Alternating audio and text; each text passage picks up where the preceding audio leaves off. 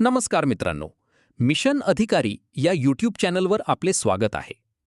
आज आपण पाहणार आहोत भारताच्या इतिहासातील अत्यंत महत्त्वाचा विषय 1857चा उठाव. सर्वप्रथम उठावाची प्राथमिक माहिती पाहूया. 1857च्या उठावाची सुरुवात 10 मे 1857 रोजी मेरठ छावणीत उत्तर प्रदेश येथे झाली. त्यावेळी भारताचा गव्हर्नर जनरल होता लॉर्ड कॅनिंग. या उठावाचे प्रतीक होते कमळ आणि चपाती. कमळ हे शौर्य आणि एकतेचे प्रतीक मानले जात होते, तर चपाती गावोगावी संदेश पोहोचवण्यासाठी वापरली जात होती. या उठावाचे नियोजित नेतृत्व देण्यात आले होते मुघल सम्राट बहादूर शाह जफर यांना. आता पाहूया उठावाची प्रमुख कारणे. 1. राजकीय कारणे. लॉर्ड डलहौसीने खालसा धोरण डॉक्ट्रीन ऑफ लॅप्स राबवले. ज्या संस्थानिकांना वारस नव्हता त्यांची राज्ये इंग्रजांनी ताब्यात घेतली. उदाहरणार्थ सातारा, झाशी आणि नागपूर ही राज्ये खालसा करण्यात आली. तसेच लॉर्ड वेलस्लीची तैनाती फौज पद्धती सबसिडियरी अलायन्स यामुळे भारतीय राजांवर इंग्रजांचे नियंत्रण वाढले. 2. सामाजिक आणि धार्मिक कारणे. इंग्रजांनी काही सामाजिक कायदे केले. सतीप्रथा बंदी कायदा 1829 आणि हिंदू विधवा पुनर्विवाह कायदा 1856. याशिवाय ख्रिस्ती मिशनऱ्यांकडून धर्मप्रसार केला जात असल्याने भारतीयांमध्ये असंतोष वाढला. 3. आर्थिक कारणे. इंग्रजांच्या जाचक महसूल पद्धतींमुळे शेतकरी आणि सामान्य जनता त्रस्त झाली. यामध्ये कायमधारा, रयतवारी आणि महालवारी या पद्धतींचा समावेश होता. भारतीय हस्तव्यवसाय नष्ट झाले आणि शेतकऱ्यांचे मोठ्या प्रमाणात शोषण झाले. 4. लष्करी कारणे. भारतीय सैनिकांना इंग्रज सैनिकांपेक्षा दुय्यम वागणूक दिली जात होती. त्यांना कमी पगार दिला जात होता. तसेच डलहौसीने सामान्य सेवा भरती कायदा 1856 लागू केला. या कायद्यानुसार सैनिकांना समुद्र ओलांडून परदेशात जाणे सक्तीचे करण्यात आले, जे भारतीय धार्मिक समजुतींविरोधात होते. 5. तात्कालिक कारण. हे कारण सर्वात महत्त्वाचे मानले जाते.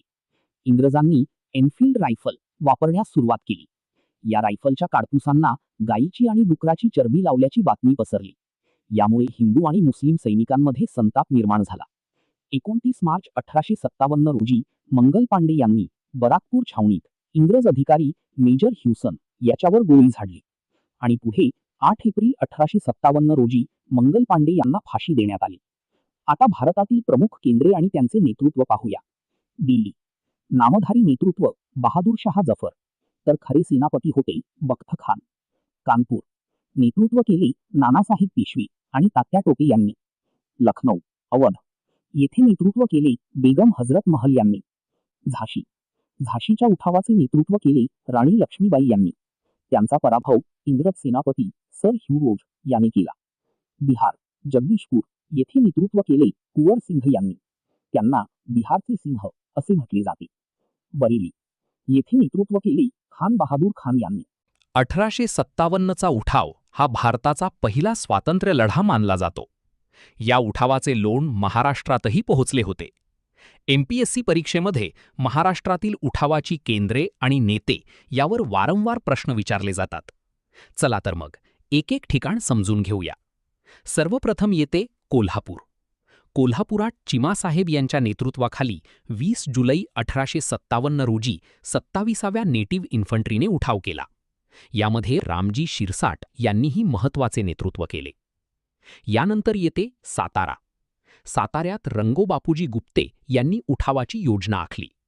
ते छत्रपती प्रतापसिंह महाराजांची बाजू मांडण्यासाठी इंग्लंडला गेले होते, परंतु तेथून निराश होऊन परत आल्यानंतर भोर आणि सातारा भागात उठावाची तयारी केली.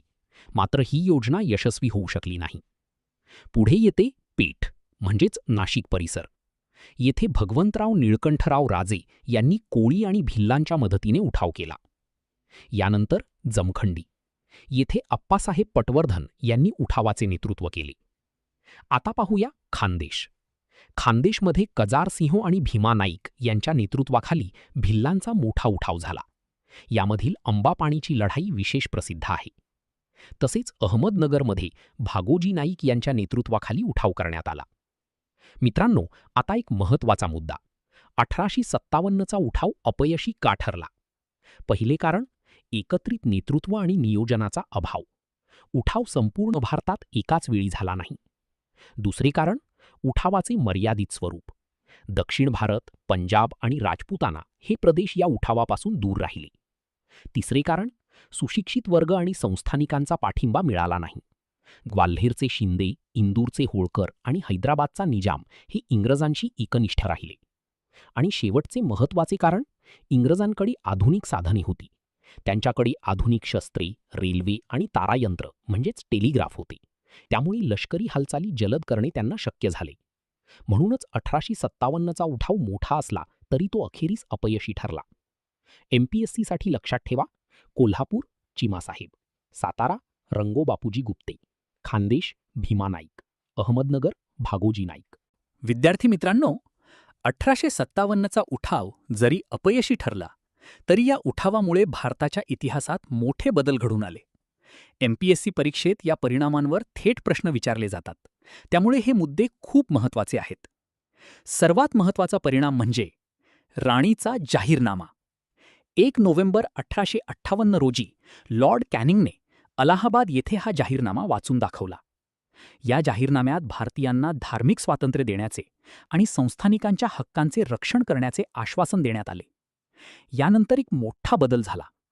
ईस्ट इंडिया कंपनीची सत्ता संपुष्टात आली. आता भारताचा कारभार थेट ब्रिटिश राजमुकुटाच्या म्हणजेच ब्रिटिश क्राऊनच्या हातात गेला.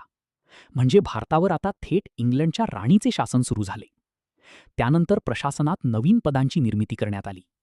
गव्हर्नर जनरलला आता व्हॉइसरॉय म्हटले जाऊ लागले.